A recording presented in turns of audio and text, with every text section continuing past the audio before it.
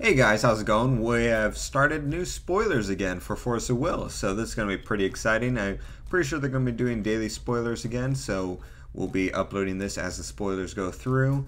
Anything non-spoiler card related, like they announced some other stuff regarding the next set and some other goodies, will still all fall under Force of Will news, so on Wednesday you guys will get all that information weekly.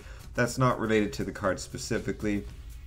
And if all goes well, hopefully we'll have these daily videos, and then at the end of the week we'll also have an article going over all the spoilers and sort of highlighting some of them and different things like that. So we'll keep you updated as we go along and see what all goes where. But yeah, so we'll get right into it. So we got our first ruler, Princess of Fleeting Hope. So this is a human with Judgment of 2 light, and it has Energize for light and dark, so we haven't seen a dual color Energize in a while, so that's really cool to see. She has a 0 cost ability where you recover target Resonator, and you can only play this ability during your opponent's turn and only once per turn. So that's really good, I think. It's a strong ability, being able just to freely recover things during your opponent's turn, so it gives you the ability to attack, then recover to defend, or some other tap ability or combination of that. I'm sure there's a lot of different combos that can go with it.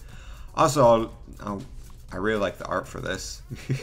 Flip side is Amul, Princess of Despair. So she has 300 attack, 300 defense.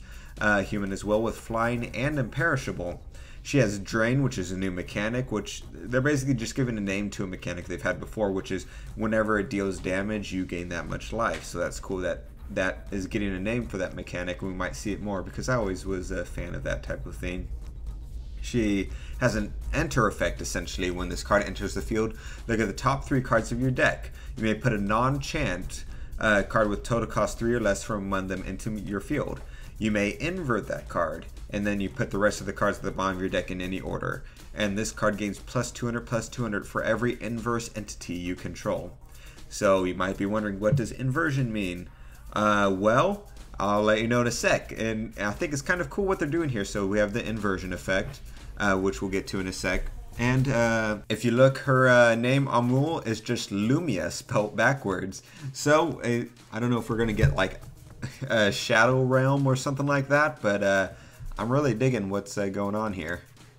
So we have a Resonator, Knight of Hope, 1 cost 4/4 human, and whenever you do Judgment of a Ruler, you invert this card, which now we find out inverting is flipping it over. So it's very similar to shift cards. So on the other side of this card, because it'll be a 2-sided card, is a Knight of Despair, which is an 8/8. There's no cost for it in the corner.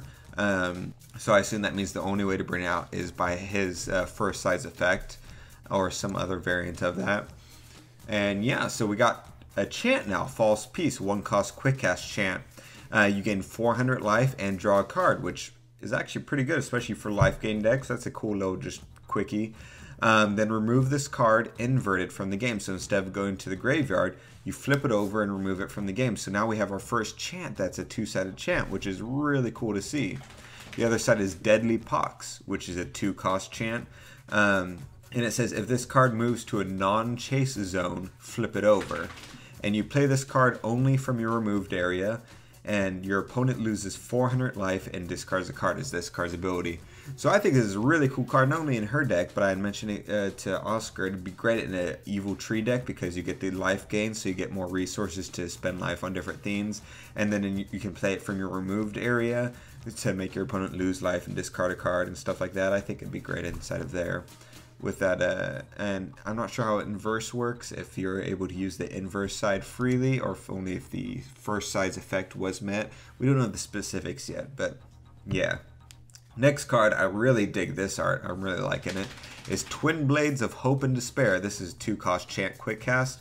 Target Resonator you control gains 600, and target Resonator your opponent controls gains -6/-6 until end of turn.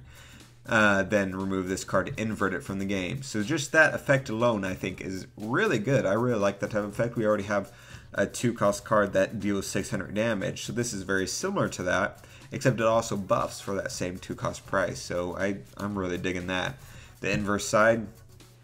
So this makes me think that there's more to the inverse rules. I don't know, but this inverse side, it has a cost in the top left corner of 2 white and 2 black called Sword of Fate. You play this card only from your removed area. choose one, destroy target J Resonator, or put target Resonator with total cost 5 or less from your graveyard into your field.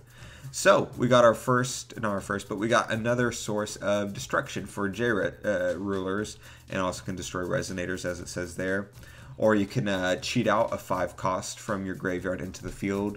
So I'm curious on the mechanics of inverse cards. If this can, it can only be played from your removed area, for example.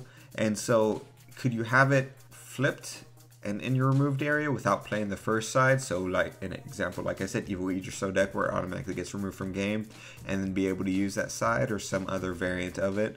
I'm not sure. I assume not, but you know, I don't know. But really cool. We got 2 effects, two new mechanics already in this first set of spoilers, and we'll see some more from that. I'm curious to see the type of support. It was going to be really cool. A lot of cool things with inversion and flipping her, I think.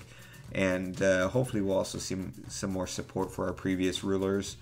And for the other things that were revealed, they revealed the box art and playmat and promo and all that stuff. I'll have that all in the news, so it's all nice and condensed there. But yeah, really digging it, and we'll see you guys tomorrow.